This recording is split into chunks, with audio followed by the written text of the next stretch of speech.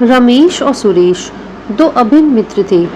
बचपन से साथ खेले, साथ पढ़े और जवानी की दहलीज पर भी उनके बीच अटूट दोस्ती का बंधन था। रमेश स्वभाव से थोड़ा जल्दबाज और आवेशी था, जबकि सुरेश शांत, समझदार और धैर्यवान। दोनों ने मिलकर एक छोटा सा व्यवसाय शुरू किया, जो धीरे धीरे सफलता की सीढ़ियां चढ़ने लगा। समय बीतता गया और व्यवसाय फैलता गया। धन और समृद्धि ने रमेश के स्वभाव में बदलाव लाना शुरू कर दिया। उसकी वाणी में कठोरता और व्यवहार में अहंकार झलकने लगा। सुरेश ने कई बार उसे समझाया कि धन स्थायी नहीं होता और रिश्तों की कद्र करनी चाहिए, लेकिन रमेश ने उसकी बातों को अनसुना कर दिया। उसे लगने लगा था कि उसकी सफलता का सारा श्रेय उसकी अपनी मेहनत और बुद्धि को जाता है। एक दिन व्यवसाय में एक बड़ा अवसर आया।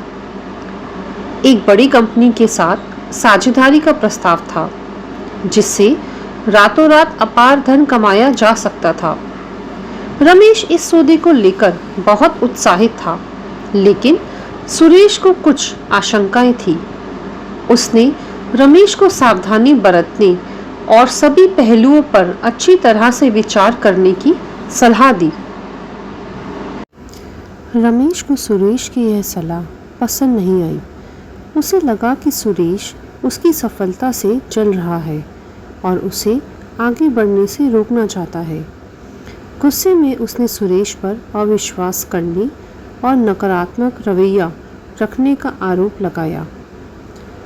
दोनों मित्रों के बीच पहली बार इतनी तीखी बहस हुई। आवेश में आकर रमेश ने सुरेश को व्यवसाय से अलग होने के लिए कह दिया। सुरेश यह सुनकर स्तब्ध रह गया। जिस दोस्ती पर उसने हमेशा भरोसा किया था, वह चंद पैसों की खातिर टूट रही थी। उसने रमेश को बहुत समझाने की कोशिश की, अपनी वफादारी की दुहाई दी, लेकिन रमेश अपने फैसले पर अड़ा रहा। अंततः भारी मन से सुरेश को साझेदारी तोड़नी पड़ी। उसने अपना हिस्सा लिया और अलग होकर अपना छोटा सा काम शुरू किया। रमेश ने अकेले ही उस बड़ी कंपनी के साथ साझेदारी की और जैसा उसने सोचा था, उसे बहुत लाभ हुआ। वह और भी अमीर हो गया, लेकिन कहीं ना कहीं उसके मन में एक खालीपन महसूस होता था। समय गुजरता रहा। रमेश का व्यवसाय और भी फलता फूलता रहा, लेकिन उसकी व्यक्तिगत जिंदगी में शांति नहीं थी। अहंकार और अकेलेपन ने उसे घेर लिया था। उसने कई नए दोस्त बनाए, लेकिन किसी के साथ भी वह गहरा और सच्चा रिश्ता नहीं बना पाया। उसे अक्सर सुरेश की याद आती थी। उसकी शांत सलाह और उसकी निस्वार्थ दोस्ती उसे कचोटती रहती थी। एक दिन रमेश को खबर मिली कि सुरेश की तबीयत बहुत खराब है। उसे सुनकर गहरा धक्का लगा। अपने पुराने मित्र की बीमारी की खबर ने उसके मन में दबी हुई पश्चाताप की भावना को जगा दिया। वह तुरंत सुरेश से मिलने के लिए अस्पताल भागा। जब रमेश अस्पताल पहुंचा, तो उसने देखा कि सुरेश एक कमजोर और बीमार शरीर के साथ बिस्तर पर लेटा हुआ है। उसकी आंखें पीली पड़ गई थी और चेहरे पर थकान स्पष्ट रूप से दिख रही थी। सुरेश ने रमेश को देखकर कमजोर मुस्कान दी।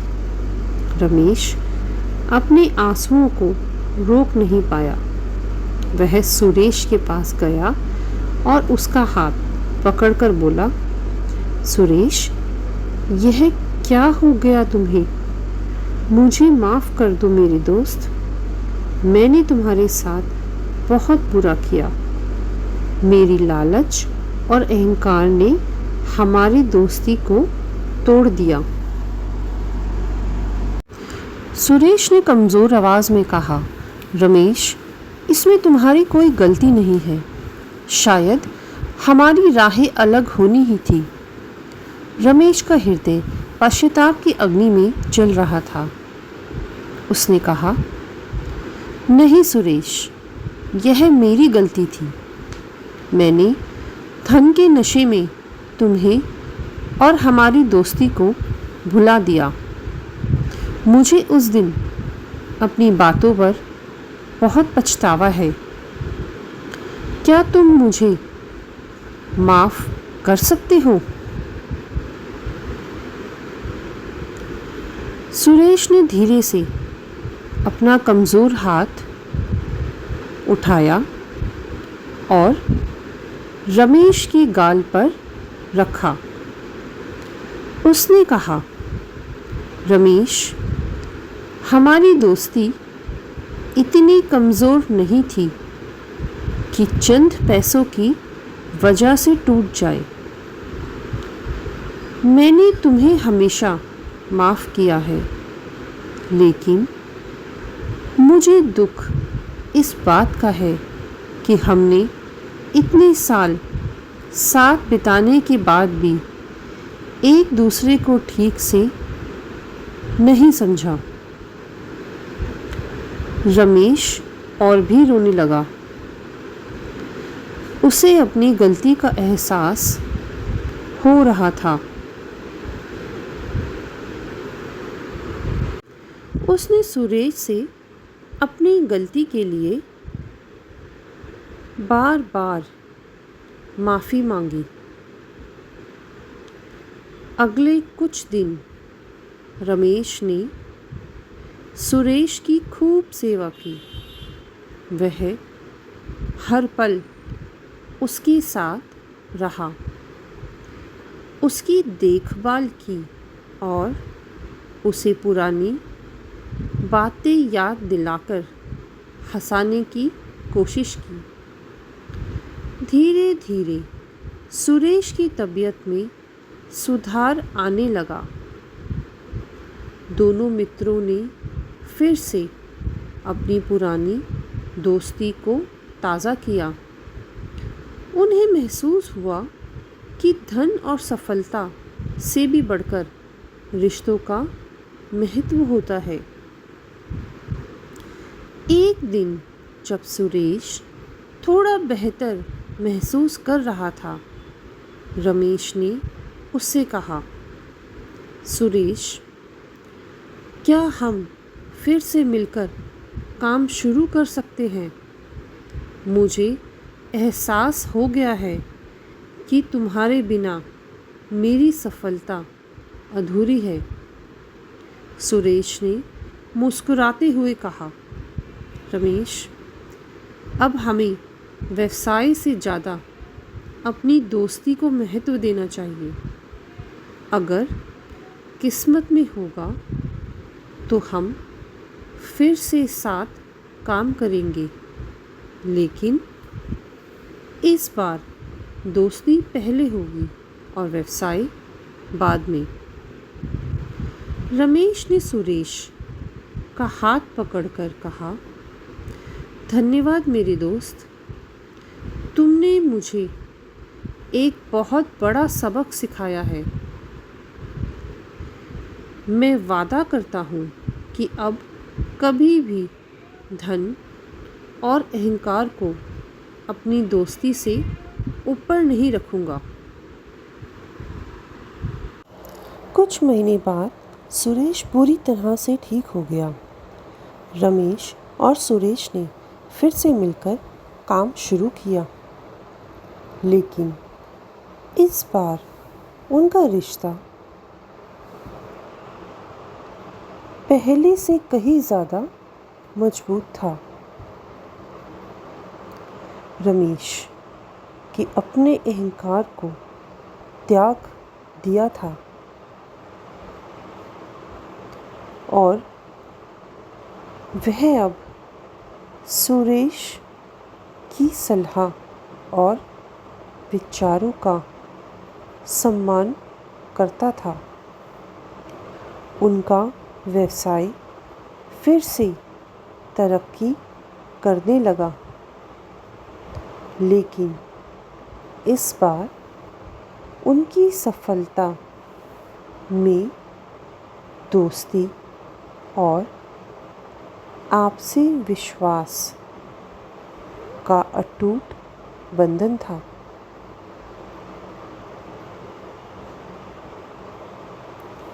रमेश को अब समझ में आ गया था कि सच्ची दौलत रिश्ते होते हैं, ना कि सिर्फ धन संपत्ति। उसने अपने बुरे कर्मों का पश्चाताप कर लिया था और उसकी दोस्ती फिर से हरी भरी हो गई थी। उसे एहसास हुआ कि पश्चाताप एक ऐसी अग्नि है जो आत्मा को शुद्ध करती है और हमें बेहतर इंसान बनने का अवसर देती है। उसकी कहानी उन लोगों के लिए एक प्रेरणा बन गई जो धन और सफलता के नशे में रिश्तों का महत्व भूल जाते हैं। यह कहानी सिखाती है कि अहंकार का अंत हमेशा दुखद होता है और सच्ची खुशी रिश्तों की गर्माहट और आपसी प्रेम में ही मिलती है। पश्चाताप का आंसू हृदय को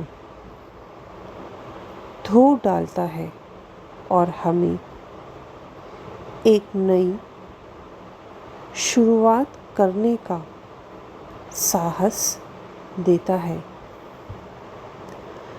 रमेश और सुरेश की दोस्ती इस बात का जीता जागता प्रमाण थी कि सच्चा पश्चाताप जीवन को बदल सकता है और खोए हुए रिश्तों को फिर से जोड़ सकता है। रमेश ने अपने जीवन की बाकी वर्ष विनम्रता, दया और प्रेम के साथ बिताए। उसने गरीबों की मदद की और हमेशा दूसरों के दुख दर्द में शामिल रहा। उसे अब धन की चमक से ज़्यादा मानवीय रिश्तों की गहराई में सुकून मिलता था। उसकी कहानी पीढ़ी दर पीढ़ी सुनी जाती रही, जो यह याद दिलाती थी कि कर्मों का फल अवश्य मिलता है और पश्चाताप हृदय को शुद्ध करने का सबसे शक्तिशाली माध्यम है।